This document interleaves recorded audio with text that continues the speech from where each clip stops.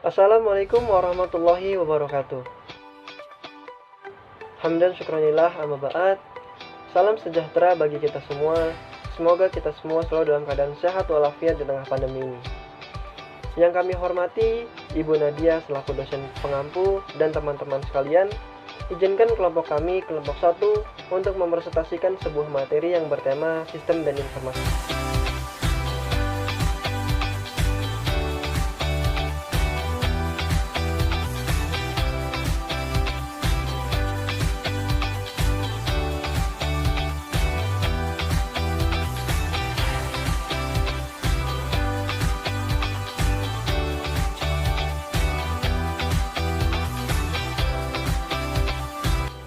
Pada bahasan kali ini kami memiliki beberapa bahasan.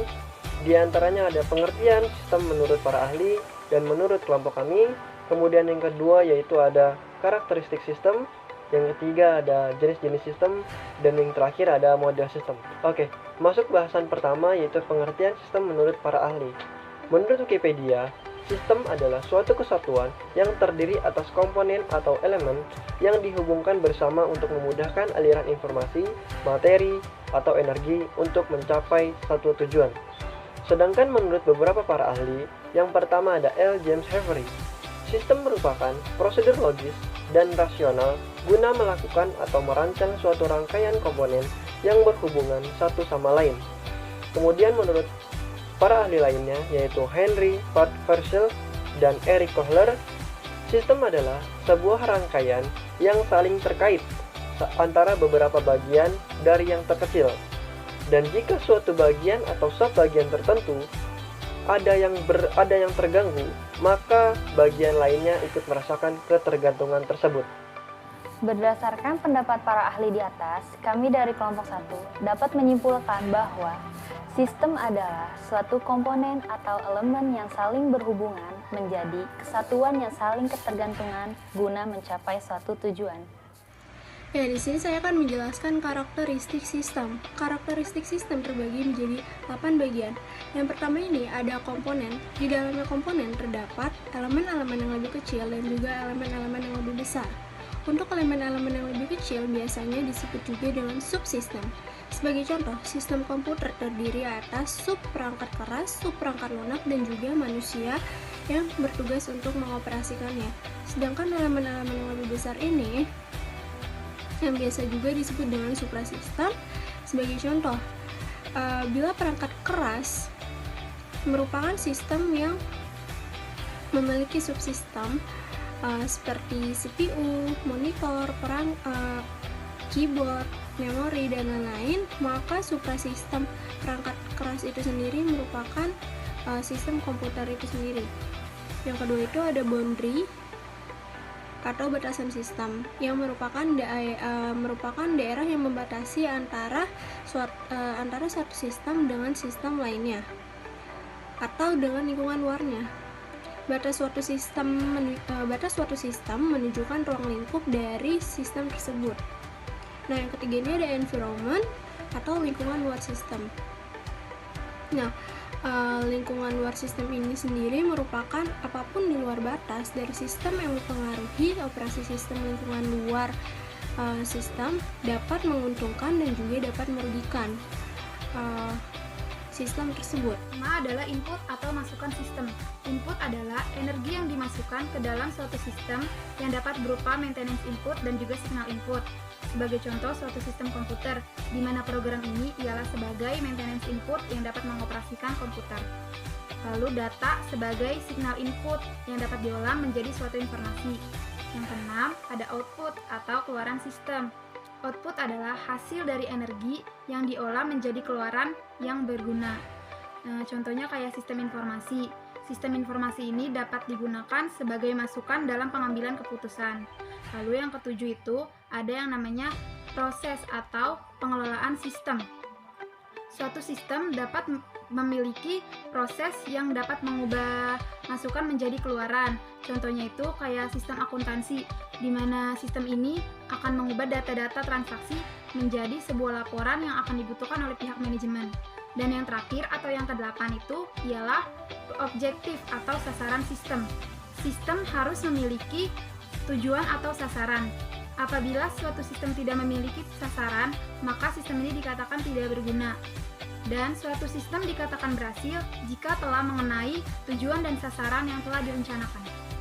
Di sini saya akan menjelaskan mengenai jenis-jenis sistem informasi. Sistem informasi digunakan dengan tujuan yang berbeda-beda sesuai kebutuhan perusahaan maupun organisasi. Secara garis besar, jenis-jenis sistem informasi ini dibagi menjadi dua. Yang pertama itu ada sistem pendukung operasi, dan yang kedua itu ada sistem pendukung manajemen. Sistem pendukung operasi terdiri dari tiga. Yang pertama itu ada sistem pemrosesan transaksi atau Transaction Processing System atau yang disingkat juga dengan TPS. Adalah suatu sistem informasi yang sudah terkomputerisasi, artinya sudah menggunakan database untuk dapat memproses data dalam jumlah yang cukup besar yang nantinya digunakan sebagai transaksi suatu perusahaan atau organisasi yang sifatnya itu rutin, dan data yang dihasilkan ini dapat digunakan oleh manajer. Nah, contohnya itu seperti sistem penggajian pegawai dan sistem inventarisasi kantor. Yang kedua, ada sistem pengendalian operasi atau proses control system. Itu adalah sistem informasi yang dapat menghasilkan keputusan operasional sehingga kita bisa mengontrol proses secara fisik atau secara langsung yang otomatis dibuat oleh komputer. Contohnya itu kayak sistem perakitan mobil. Yang ketiga itu sistem otomatisasi kantor dan sistem kerjasama. Kedua sistem ini bekerja pada level knowledge atau level pengetahuan. Untuk sistem otomatisasi kantor ini lebih bergerak pada pekerja data untuk menganalisis informasi sehingga dapat mentransformasikannya dengan cara tertentu. Sedangkan untuk sistem kerjasama lebih mendorong kepada pekerja yang sudah profesional seperti ilmuwan atau profesor dengan membantu menciptakan pengetahuan baru dan memungkinkan mengkontribusikannya ke organisasi ataupun masyarakat. Selanjutnya akan membahas mengenai sistem pendukung manajemen. Terdiri dari 5. Yang pertama itu sistem informasi pelaporan. Adalah sistem informasi yang memberikan laporan mengenai produk perusahaan, dan sistem ini juga bisa mengevaluasi kinerja dari manajernya. Laporan yang diberikan itu bisa berupa tabel, angka-angka, grafik, maupun infografis. Contohnya itu seperti laporan mingguan, analisis hasil penjualan berdasarkan produk. Yang kedua adalah sistem informasi manajemen. Nah, sistem ini menghasilkan informasi yang digunakan dalam membuat keputusan dan juga dapat membantu menyatukan beberapa fungsi informasi bisnis yang sudah terkomputerisasi, artinya sudah berbasis data. Kemudian di sini saya akan membahas tentang sistem pendukung keputusan atau Decision Support System atau DSS.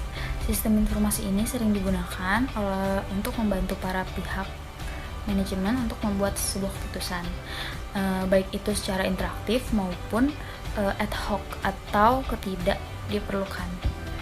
DSS menggunakan basis data sebagai sumber yang mendukung untuk membuat sebuah keputusan. Spesifikasi DSS itu meliputi yang pertama, lebih fokus kepada pengambilan keputusan daripada proses transaksi. Yang kedua, dirancang dengan mudah, sederhana, dan dapat diterapkan dengan cepat. Kemudian juga dioperasikan oleh manajer. Dan yang terakhir, mampu memberikan informasi yang berguna bagi analisis kegiatan manajerial. Salah satu contoh DSS yaitu ketika adanya model simulasi untuk meramalkan penerimaan yang diperoleh dari sebuah produk baru. Kemudian berikutnya ada yaitu Executive Support System (ISS) atau sistem pendukung eksekutif. Merupakan alat bantu bagi eksekutif untuk melakukan interaksi dengan lingkungan eksternal seperti memberikan grafik-grafik dan pendukung komunikasi di tempat-tempat yang dapat diakses seperti kantor. Kemudian ada sistem informasi untuk manajer.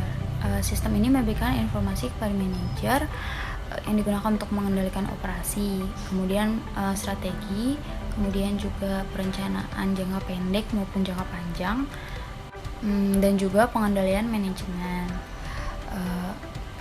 serta tidak lupa untuk pemecahan masalah khusus. Kemudian setelah beberapa sistem informasi yang saya sebutkan dan juga teman saya Harvey sebutkan, berikut ada beberapa sistem informasi yang penting dan berperan juga dalam sebuah manajemen.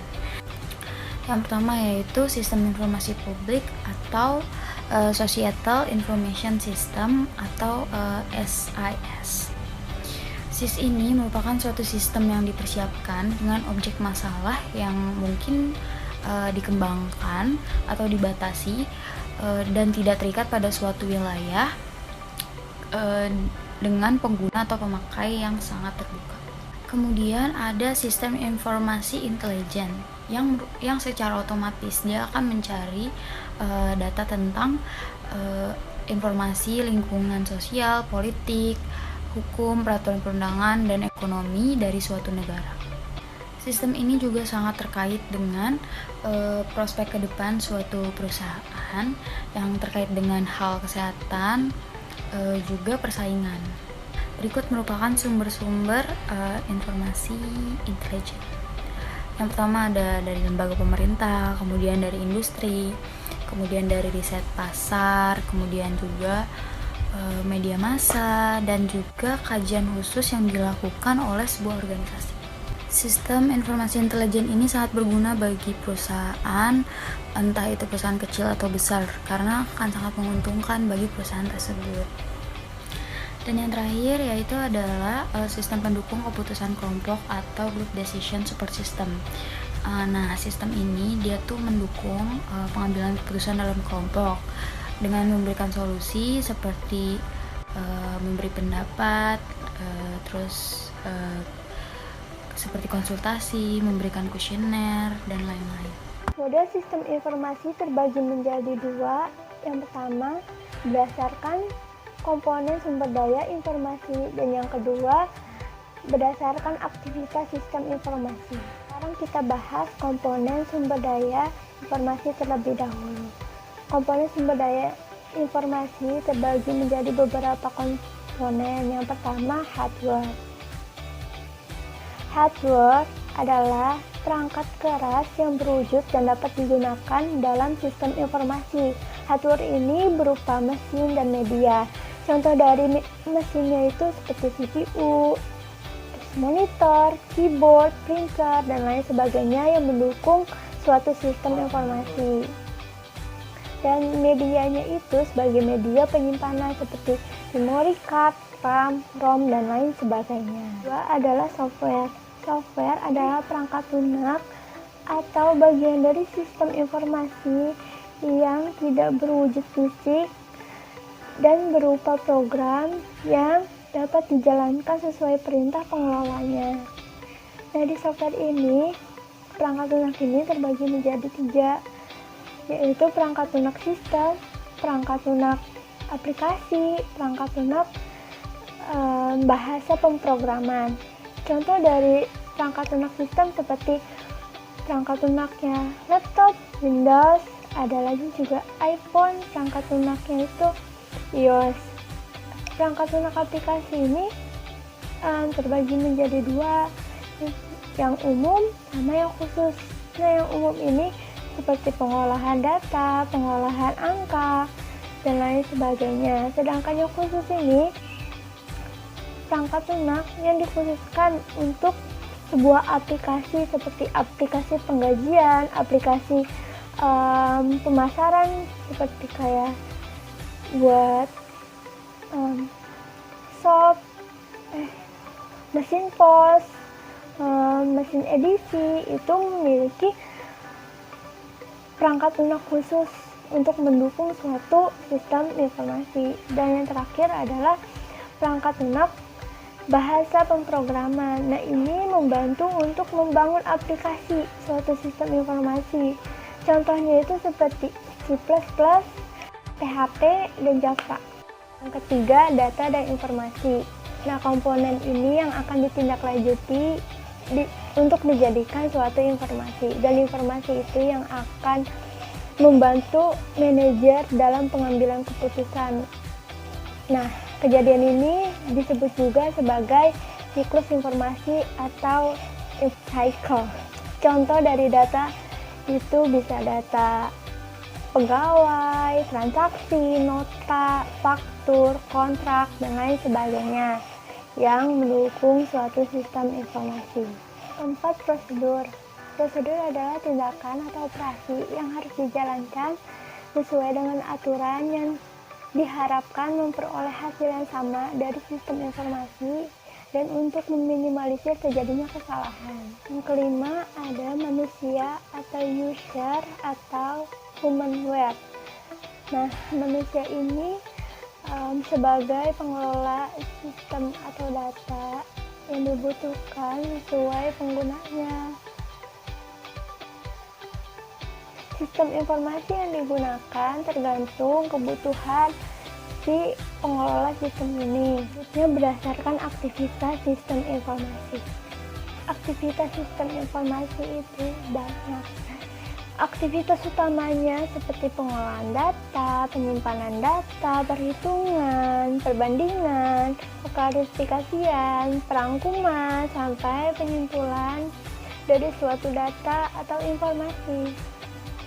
Nah, data-data tersebut bisa berupa teks atau audio atau video sesuai kebutuhan yang dibutuhkan suatu departemen atau seseorang. Nah, data dan informasi tersebut dapat disimpan dalam beberapa model. Yang pertama, dalam model database. Yang kedua, dalam model base. Yang ketiga, dalam model knowledge base. Database itu suatu pengumpulan dalam bentuk data, seperti data jumlah mahasiswa, seperti data pegawai, seperti data yang lainnya yang dibutuhkan. Terus ada lagi model base. Model base itu seperti model konsep yang bakal dipersiapkan untuk suatu perencanaan konsep apa yang bakal dipakai perencanaan ini supaya memaksimalkan suatu produksi atau suatu kegiatan yang ingin ditujukan untuk mencapai tujuannya juga. Bisa juga seperti matematikanya, logikanya, dan lain sebagainya. Ada lagi knowledge base atau basis pengetahuan. Basis pengetahuan ini tuh dalam bentuk norma, kaidah, fakta, dan lain sebagainya. Ini juga bisa mencakup kutipan-kutipan dari para ahli. Sistem informasi terbagi menjadi 3, yaitu yang pertama, model sistem informasi terpusat, memungkinkan pemrosesan data dilakukan secara terpusat untuk melayani semua pemakai. Yang kedua, model sistem informasi terdistribusi, memungkinkan pemrosesan data dilakukan secara tersebar pada sejumlah komputer dan dapat saling melakukan pertukaran data. Dan yang terakhir, model sistem informasi klien atau server, melibatkan sembarang sistem atau proses yang melakukan permintaan data atau layanan, serta penyedia data atau layanan tersebut. Demikianlah beberapa hal yang bisa kami sampaikan. Terima kasih karena telah menonton serta menyimak video presentasi ini sampai habis. Kurang lebihnya kami mohon maaf. Wabillahi taufiq wal hidayah. Wassalamualaikum warahmatullahi wabarakatuh.